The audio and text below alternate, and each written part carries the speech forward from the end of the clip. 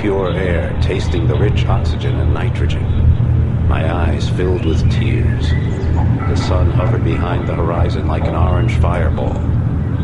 Sunny, that was the latest buzzword.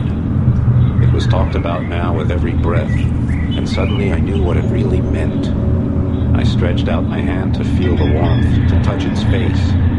Then the timer squealed and a voice roared in my ear. Simulation room S23, your time is up. Please move to the fast decompression chamber. 2 hours later, I was back at the helm of my ship, the Zukabus, leaving the pleasure centers of the Malay archipelago behind. The nano fabric of my pilot's seat massaged my body as I accelerated on full dipole drive, spearing into the black heart of the lifeless ocean like a nightmare shattering a dream. But the oceans were no longer as dead as they seemed. Scientists brewed gene cocktails and chromosome soups without sanction, rebreeding every life form within range of their test tubes. Mighty sharks, dolphins, even the greatest carnivores that ever lived. Primordial beasts that had terrorized the oceans 150 million years ago. The scientists did what they pleased, including creating new branches of life where evolution refused to go. They earned so many credits with their tinkering that even the most powerful computers struggled to keep up with the totals. But behind the glittering facade of tungsten, titanium, and niobium, the calcareous whole of human existence was crumbling. The frequency of mass disasters increased dramatically. Amok runners, psychotics, high-tech slave drivers, gene adulterators, and slick techno-dealers prowled everywhere, plunging habitats and dwellings into chaos. My name is Emerald Deadeye Flint. I'm tracking down the remaining bionts scattered throughout the oceans. Each one a potent germ posing danger to the world of Aqua. I carry out the Biont mission with my 4 wing pilots, Desgrange, Piccolini, Harper, and Bono, and my onboard computer, Sally. Clients are international, representing every government.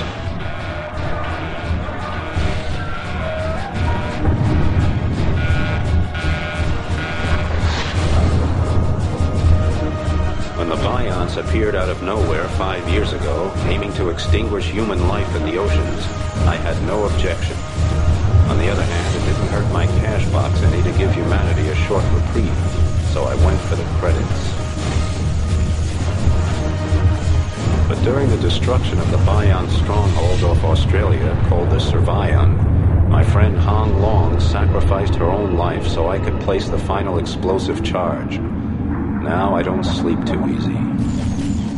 And I won't until every last remnant of the Biont threat has been eliminated.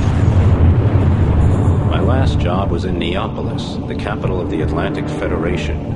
Neapolis, home to the eccentric techno-bourgeois, a genetically zapped and nanotube group wasting their senseless lives trying to establish the optimal political system in Aqua.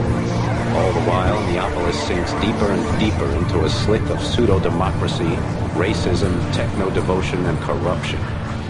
Now the new line, who call themselves Democrats, are making the capital ungovernable, leading only to endless discussions, bureaucratic acrobatics, and a weakened city with a leaderless army.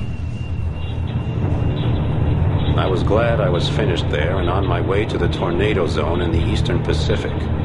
People take drugs in the tornado zone instead of ingesting nanorobots for cures, and their free-thinking attitude translates into free action as well. I was homesick, and I missed every screwball and dangerous freak who'd be waiting there to greet me. On the way, I made a short side trip to the Argentine basin to see my friend, El Topo, the Mole. Nobody pulls strings like El Topo, who can get almost anything done behind the politicians' backs. El Topo murmured something to me about an important job, a secret scientific sensation. I got a little bored until he came to the part about earning lots of credits.